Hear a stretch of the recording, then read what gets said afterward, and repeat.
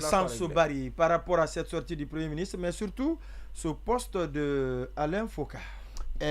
Alors, je souscris entièrement au terme activiste que Monuma a utilisé pour décrire, concernant l'intervention du Premier ministre, la posture du Premier ministre au cours de cette sortie. Moi, je dis que le Premier ministre fait dans le catastrophisme, il fait dans l'exagération, dans l'extrapolation. Ça, c'est vraiment... Est-ce que c'est pas maintenant oui, on est en train de décrire la réalité? Vous savez, il y a le fait... Parce que tenez-vous bien, c'est le dépôt central qui a pris feu.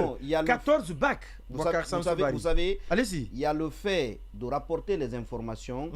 Il y a la façon de les rapporter. Ouais. C'est-à-dire, ici, il n'y a pas que les informations. Parce que, soyons honnêtes, il n'a pas en tant que tel rapporté d'informations. Il n'a pas dit combien de personnes sont décédées. Il ne nous a pas dit ça. Et quand il dit à l'arrêt, ça, tout le monde, on le sent. On n'a pas besoin, c'est pas une information en tant que telle. C'est plutôt l'impact en termes de chiffres que cela induit. C'est ce qu'il aurait dû nous donner. Sinon, il fait dans la littérature pratiquement... Donc il dit ce que tout le monde connaît déjà. Ce que tout le monde vit. Exactement. Oui. Et moi, j'ai l'impression qu'il y a une évolution dans la communication autour de cet événement. C'est que entre peut-être avant-hier et aujourd'hui, il y a, en tout cas il y a 2 ou 3 jours et aujourd'hui, j'ai l'impression que les lignes sont en train de bouger. Jusqu'au 3e ou au 4e communiqué, on était sur le ton de l'assurance. C'est-à-dire inviter les gens à rester au calme, les choses sont plutôt maîtrisées.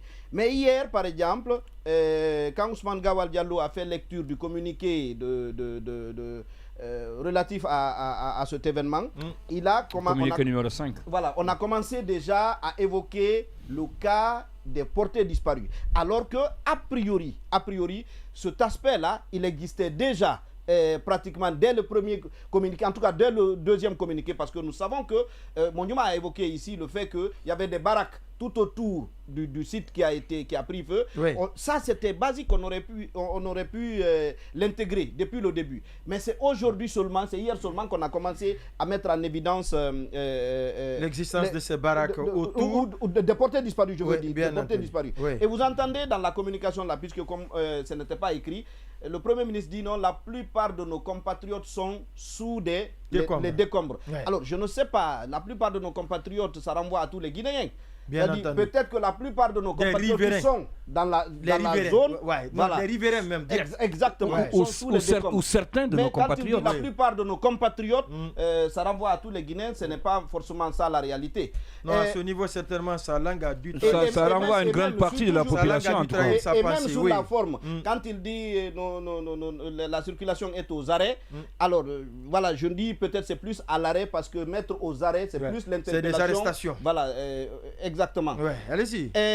Alors, je dis que je vois une évolution dans la communication parce que ce que lui il a dit, ce que Ousmane Gawal a dit et ce que Alain Foka a mis dans son tweet, je vois une certaine cohérence là-dedans. C'est-à-dire hier, quand Alain Foka a publié son tweet, c'était avant que Ousmane Gawal ne communique.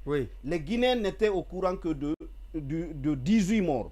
Lui, il annonçait qu'au départ, on en était à 28 morts dans son tweet. Et que depuis, on est passé à des centaines de morts et de disparus. Avec Alain Foka. Donc, je vois que... Le tweet a été finalement supprimé. Bon? Disons, jusqu'à ce matin, je le percevais encore. Il n'était pas accessible. Il n'était plus accessible. Depuis hier. Voilà. Donc, parce que son contenu, mais quand on dit aux gens, on dit non, vous êtes contre lui puisqu'il a travaillé à RFI, mais c'est quand même, il a une démarche de cette espèce de populiste. Qui sait bien arnaquer les dirigeants comme les nôtres. Il aime surtout tout ce qui est négatif, la négativité. Mais justement, c'est pourquoi j'ai dit des dirigeants comme les nôtres. Exactement. Il sait bien les arnaquer. Donc, je trouve qu'il y a de la communication. Maintenant, comme la Monuma l'a dit, je pense que tout cela peut-être sert à 2 ou 3 éléments. Le premier élément, c'est peut-être se prévaloir de tout ça pour justifier un échec qui devait... qui se profilait, c'est-à-dire des crises économiques. Voilà, des difficultés qui se profilaient. Exactement. Auxquelles on va maintenant, faire face. puisqu'on a cet événement-là, il faut se raccrocher à ça, il faut grossir l'ampleur pour justifier tout ce qui se passera après. La deuxième chose, c'est peut-être aussi en profiter pour susciter la compassion de la communauté internationale. Sauf que là, ça ne marche pas toujours parce que on est plutôt souverain, on est plutôt contre la démocratie, on ne veut pas être comme la France, on ne veut pas être comme les États-Unis.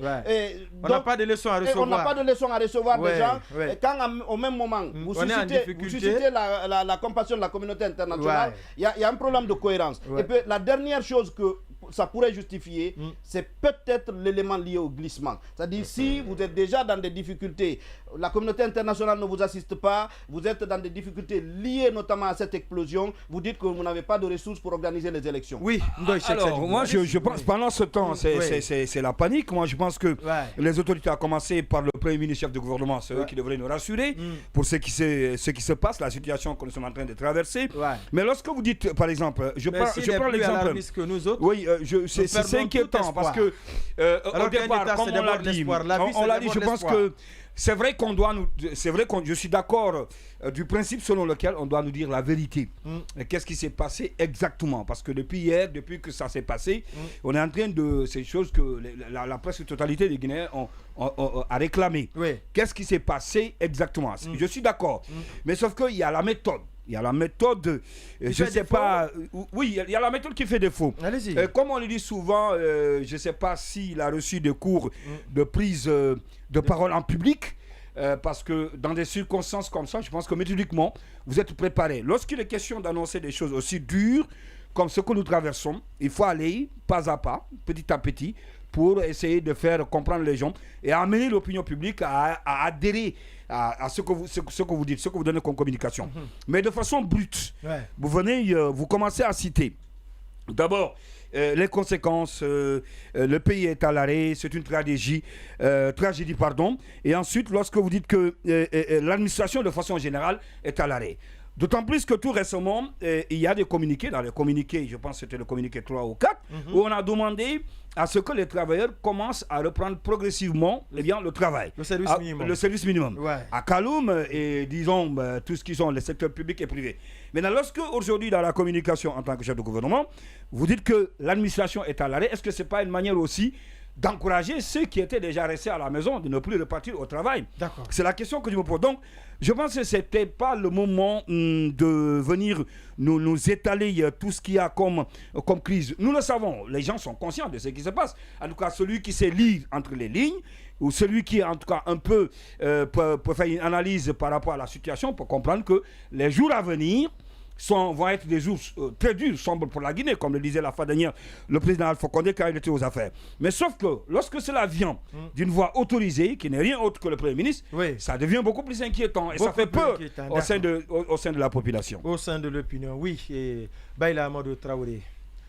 La communication du Premier ministre, le bilan actuel, selon le dernier communiqué du gouvernement qui fait état de 23 morts, l'essence qui n'est toujours pas servie, et puis ce tweet, puisque c'est derrière un réseau social auquel vous êtes très attaché, de Alain Foucault. Allez-y. Effectivement. Au fait, déjà sur là, donc je vais commencer avec votre plan. Déjà pour la communication du Premier ministre, effectivement, elle n'est pas rassurante et j'avoue que ce n'est pas forcément une communication comme ça qu'on attend à des moments de crise. Je suis quand même, j'ai été interloqué ici en le suivant parce qu'effectivement, en plus des différentes erreurs que Sanso a déjà relevées, j'en ai relevé d'autres. Et le ton aussi alarmiste, comme ce que Monuma a dit, le fait de dire que si rien n'est fait, je paraphrase, si le gouvernement ne prend pas des dispositions idoines, ça sera une catastrophe. Ouais. Mais ça, c'est quand même extraordinaire et ça prouve aussi que de toute façon, peut-être on en parlera tout à l'heure lorsqu'il s'agira de parler du bilan, mais je pense que ce gouvernement l'a assez vécu. Je pense que sincèrement, ça fait longtemps qu'on le dit, il faut vraiment sincèrement que... je sais pas, j'ai même plus envie de le redire parce que tout le monde est quand même pratiquement unanime, même ceux qui soutiennent encore à fond la transition disent quand même qu'il faut du changement à un moment donné. Et ce changement ne vient pas et on voit à chaque occasion que la machine est enrayée. C'est-à-dire quand le Premier ministre, le chef du gouvernement dans ce temps de crise s'exprime ainsi, ça c'est quand même... Parce que ne serait-ce que vu la gravité peut-être de la situation, on est devant ce qui fait office de Parlement dans cette période de transition. On aurait pu au moins écrire un discours pour faire quelque chose de solennel, parce que plus structuré et avec moins d'erreurs. Donc, c'est un peu concordant avec tout ce qu'on a vu dès le début, la question de la communication gouvernementale. Ndoye disait que dans le communiqué, c'est le communiqué numéro 3, au fait qu'on a dit de reprendre progressivement les activités, mais je rappelle encore une fois que jusqu'à aujourd'hui, il y a quand même eu 2 versions de ce communiqué numéro 3, où dans une version on parlait de cette reprise et dans l'autre on ne parle pas de cette reprise, et il n'y a pas eu d'erratum officiel pour venir, on est passé au communiqué numéro 4. Maintenant sur le bilan, je pense qu'aussi bien entendu, tout le monde s'attendait et tout le monde s'attend à ce que le bilan s'alourdisse. C'est-à-dire, d'ailleurs, quand même, on ne peut pas, si le bilan s'alourdit, soupçonner les autorités de vouloir alourdir pour je ne sais quoi, parce qu'au départ, justement, beaucoup de gens disaient que non, c'est pas possible, juste 13 morts après juste toute cette explosion. Il a même fallu quelque part qu'on précise, parce que c'était précisé aussi dans le communiqué numéro 1, que c'était 13 corps sans vie qui avaient été admis à l'hôpital, les dépôts de corps. C'était sur ça qu'on se basait, mais on imaginait bien